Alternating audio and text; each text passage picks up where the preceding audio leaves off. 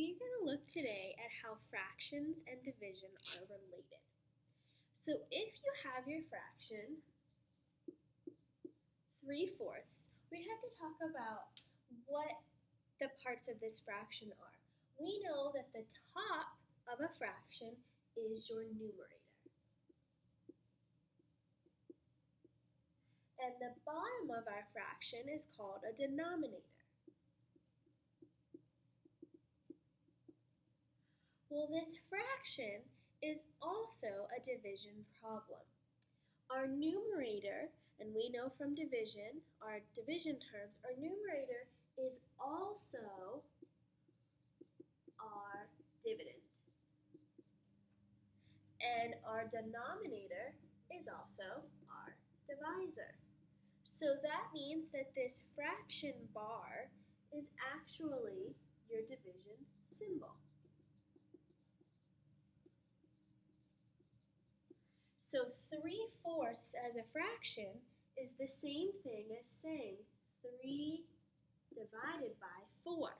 And you might be thinking to yourself, hey, you can't do that. 3 is smaller, but you can.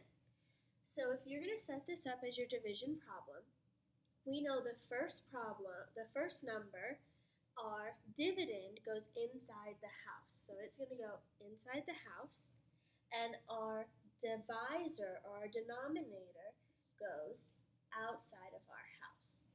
So with our division problem right here, 4 is bigger than 3. So we just divided decimals, so we're going to go ahead and add a decimal point and add a 0.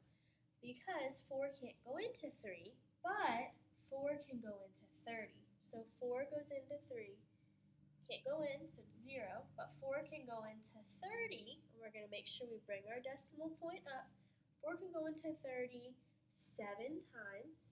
7 times 4 is 28. Subtract, you get 2 left over. We're going to add another 0 and bring that 0 down.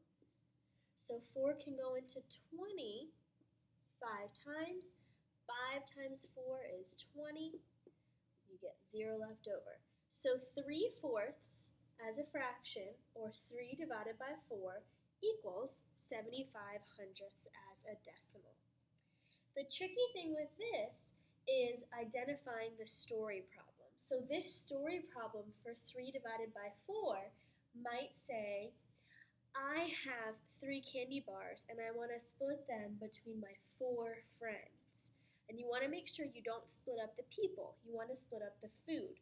So this would be your 3 candy bars, and you're splitting them up among your 4 friends.